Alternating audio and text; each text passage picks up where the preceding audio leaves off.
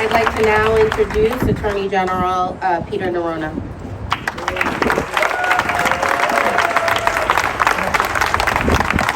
All right, everybody, we have traveled far on this road, but there is road left to travel. If we get this legislation passed, we will have the same kind of results that we have had in the past.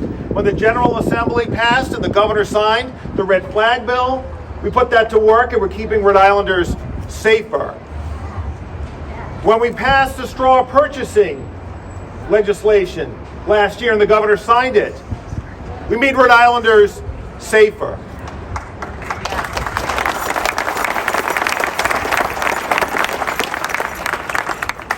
When the General Assembly passed the ghost gun legislation and the governor signed it, we made Rhode Islanders safer. And when we're asked, use the existing laws, I say this, we're using them. We have charged 77 ghost gun cases since that legislation was passed. If you want to know whether we are using the existing gun laws, it's not hard to find where we're using them. Come to Providence County Superior Court, go to Courtroom 9, go to the gun calendar. You will see our prosecutors every day fighting to keep Rhode Islanders safer using these and other existing gun laws.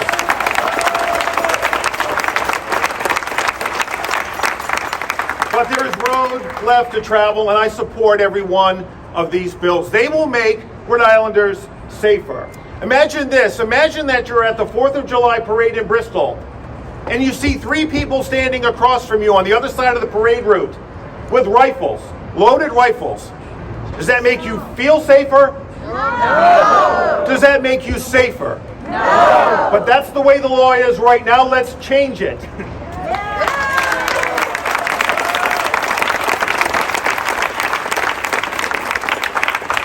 You know, when I was a young prosecutor, most police officers had shotguns in the trunks of their vehicles.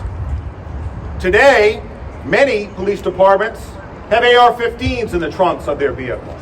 There's one department, that's all they have in the trunk of their vehicle are AR-15s. Every single officer on that department has an AR-15 in the trunk of their vehicle. Why is that? It's because they don't want to be outgunned. When we're asking our police officers to keep us safe, I want them to have the advantage, not the other way around.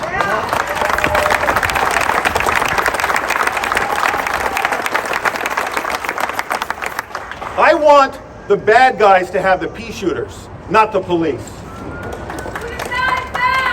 If we back the blue, back the bills. If we back the blue, back the bills.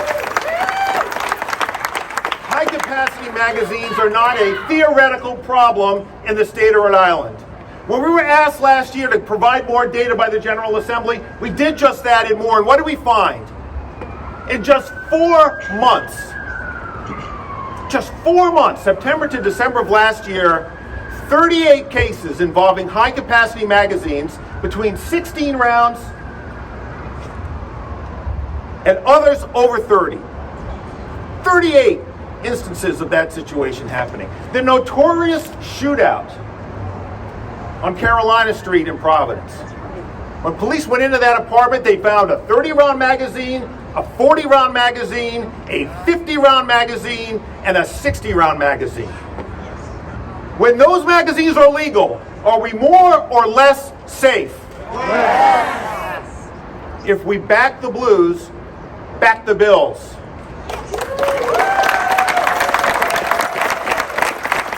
All the time, back the blue. If we back the blue, back the bills. You know, there were at least 2 police chiefs here today. Chief Connor from Warwick and Chief Clements from Providence. I saw Commissioner Perry as well. The Police Chiefs Association testified in favor of these bills. If you back the blue, back the bills. We can keep Rhode Islanders safe. We can make Rhode Island safer. We can keep our residents safer. We can make our children safer. Let's get these bills done. Let's give them to the governor, have him sign them, and let's keep going. Thank you, everybody.